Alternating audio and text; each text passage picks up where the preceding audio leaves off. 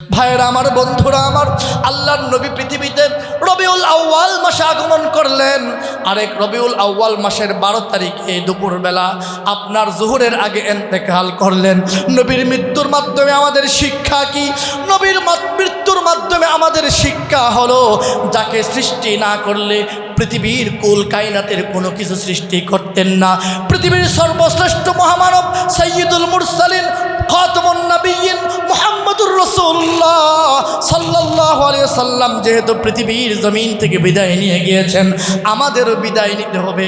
আল্লাহ তো নবীকে বলেছিলেন, ইন্নাকা মাইতু ওয়া ইন্নাহুম মাইতুন। ওগো নবী, আপনিও মরণশীল, তারাও মরণশীল। বলেন না আল্লাহু আকবার। কুল্লু নাফসিন যায়িকাতুল মাউত। জন্ম যখন হয়েছে, প্রত্যেকটা নফস মৃত্যুর স্বাদ আস্বাদন করবে। নবীর মৃত্যুর মাধ্যমে আমাদের শিক্ষা হলো, নবীজি পৃথিবীর মধ্যে থাকেন নাই, আমরাও থাকতে পারবো না। মৃত্যু আসার আগে আমাদের জীবনের সংশোধন হওয়া দরকার। কতক্ষণ ঠিক না বেঠিক? একটু লক্ষ্য করেন, যখন আল্লাহর নবী পৃথিবী থেকে বিদায় নিলেন, এই সংবাদ যখন চতুর্দিকে ছড়ে গেল, সাহাবায়ে কেরামরা সংবাদ শোনার পর পাথরের মতো স্তব্ধ হয়ে গেলেন, বাকশক্তি হারিয়ে ফেললেন। পৃথিবীর সর্বশ্রেষ্ঠ মহামানব, পৃথিবীর সর্বশ্রেষ্ঠ মাখলুক, আখিরি জামানার নবী মুহাম্মদুর রাসূলুল্লাহ সাল্লাল্লাহু আলাইহি ওয়াসাল্লাম, যাকে স্বচক্ষে দেখেছেন, যার হাতে ইসলাম ধর্ম গ্রহণ করেছেন, এত সুন্দর, এত দামি এমন একজন ব্যক্তির ইন্তেকাল হয়ে গেছে, এই কথা শোনার পর সাহাবায়ে কেরামরা স্তব্ধ হয়ে গেলেন, বাকশক্তি হারিয়ে ফেললেন। সাহাবায়ে কেরামরা পাগলের মতো হয়ে গেলেন।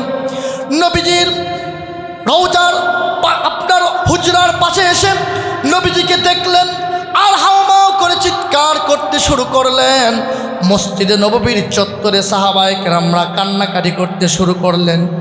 কেউ চিন্তায় বসে পড়লেন, কারো চোখ লাল হয়ে গেল, কেউ মাথায় হাত দিয়ে বসে পড়লেন, কেউ জমিনে গড়াগড়ি করতে শুরু করলেন। শুধু তাই নয়, হযরতে ওমর রাদিয়াল্লাহু তাআলা আনহু এত শক্ত দিলের মানুষ ছিলেন, এই ব্যক্তিটা স্তব্ধ হয়ে গেলেন, মাটিতে বসে পড়লেন। কোনো শব্দ তার জবান দিয়ে উচ্চারণ হচ্ছে না। একটু পরে ওমর দাঁড়াইলেন, দাঁড়ায় বলতেছেন, এই সকলেই শুনে রাখো, কেউ বলতে পারবে না আমাদের নবী বিদায় নিয়েছেন, ইন্তেকাল করেছেন, সাবধান করে দিচ্ছে। কেউ যদি বলো আমাদের নবী মুহাম্মদুর রাসূলুল্লাহ সাল্লাল্লাহু আলাইহি ওয়াসাল্লাম পৃথিবীর জমিন থেকে বিদায় নিয়েছেন, আমি ওমর তোমার দেহ থেকে মাথাকে আলাদা করে ফেলবো। আমি ওমর তোমার দেহ থেকে মাথাকে আলাদা করে ফেলবো, সাবধান।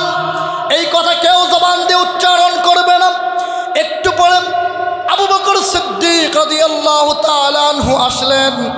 আসার পর দেখেন সাহাবায়ে কেরামরা এক একজন এক এক অবস্থায় আছেন। উমর পাগলামি করতেছেন, সহ্য করতে পারতেছেন না। নবীজি চলে গিয়েছেন, এই কথাটা তারা মানতেই পারতেছেন না। এজন্য আবু বকর সিদ্দিক রাদিয়াল্লাহু তাআলা আনহু কাউকে কিছু বললেন না, সোজা নবীজির হুজরায় ঢুকে পড়লেন। ঢুকার পর দেখে ইয়ামিনী একটা চাদর দিয়ে আল্লাহর নবীর দেহ মোবারক ঢেকে রাখা হয়েছে। আল্লাহর নবীর দেহ মোবারক ঢেকে রেখেছেন। হযরতে আবু বকর সিদ্দিক রাদিয়াল্লাহু তাআলা আনহু নবীজির হুজরায় প্রবেশ করে চাদরটাকে সরাইলেন। নবীজির চাঁদ মাখা চেহারাটা দেখার পর আবু বকর সিদ্দিক রাদিয়াল্লাহু তাআলা আনহু নিজেকে ধরে রাখতে পারলেন না। আল্লাহর নবীর কপালে চুমা দিলেন, দু চোখের পানি দিয়ে পানি চোখ বেয়ে পানি পড়তেছে। নবীজির গালে চুমা দিলেন, কপালে চুমা দিলেন। আবু বকর সিদ্দিকের চোখের পানিগুলো আপনার নবীজির দাড়ির মধ্যে লেগে গেল। আবু বকর সিদ্দিক বলতেছেন, ইয়া রাসূলুল্লাহ, ইয়া হাবিবাল্লাহ, আপনি আমার হিজরতের সাথী, সারা জীবনের সাথী ছিলেন, আপনি আমাদেরকে ছেড়ে চলে গেলেন, হিজরতের দিনও তো আমাকে ছেড়ে যান নাই, ওই গুহার মধ্যে আপনি আর আমি ছিলাম। ইদ হুমা ফিল গার ইদ ইয়াকুলু লিসাহিবিহি লা তাহজান ইন্নাল্লাহা মা'ানা। ওগো আল্লাহর নবী, আপনি আমাকে উড়িয়ে গেলেন না, আমাদের সকলকে আপনি এতিম করে একা রেখে চলে গেলেন। এই সমস্ত আবেগময় কথা বলে আল্লাহর নবীর সাহাবী, আল্লাহর নবীর বিশিষ্ট সাহাবী আবু বকর সিদ্দিক রাদিয়াল্লাহু তাআলা আনহু চিন্তা করলেন, সাহাবায়ে কেরামদের যে হালত, যে অবস্থা, আমি আবু বকরও যদি পাগলামি করি, নিজেকে কন্ট্রোল করতে না পারি, মদিনার অবস্থা স্বাভাবিক থাকবে না, মদিনার অবস্থা স্বাভাবিক থাকবে না। আবু বকর রাদিয়াল্লাহু তাআলা আনহু নিজেকে কন্ট্রোল করার চেষ্টা করলেন। মসজিদে নববীর গেটে দাঁড়াইলেন। দাঁড়ায় আবু বকর বলেন, হে আল্লাহর নবীর সাহাবীরা,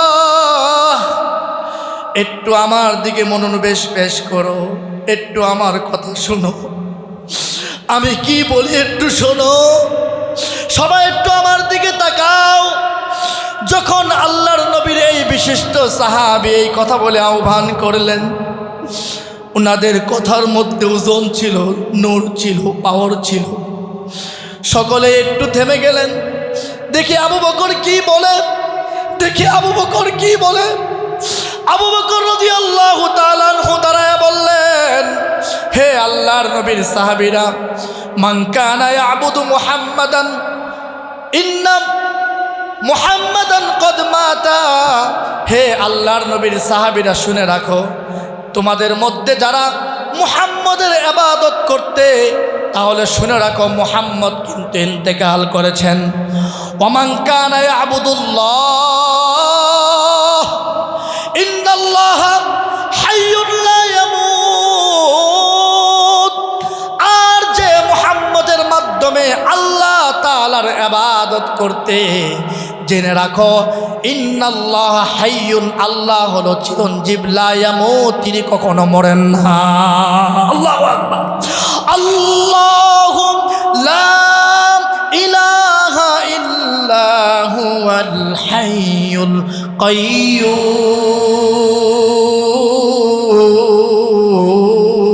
কাইয়্যুম। আল্লাহু আকবার। আল্লাহু লা ইলাহা ইল্লা হুয়াল হাইয়ুল কাইয়্যুম। এজন্য তোমরা তো আল্লাহর ইবাদত করো, মুহাম্মদ তোমরা মরণশীল মারা গিয়েছেন এবং এখানেই ক্ষান্ত হলেন না। আবু বকর সিদ্দিক রাদিয়াল্লাহু তাআলা আনহু বললেন, ও সাহাবীরা, আল্লাহর নবীর সাহাবীরা শোনো, আল্লাহর নবী থাকতে একটা আয়াতে কারিমা নাজিল হয়েছিল। ওই আয়াতে কারিমার ভাব অর্থ তোমরা বুঝতে পারো নাই, আমি বলতেছি।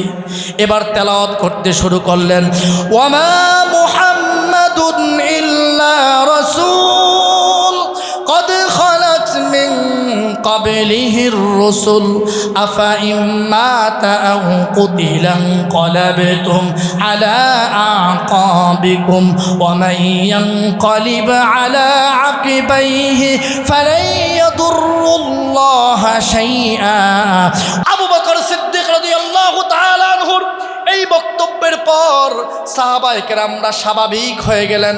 এবার ওমর রাদিয়াল্লাহু তাআলা আনহুর বক্তব্যের মাধ্যমে আবু বকরও শান্ত হয়ে গেলেন।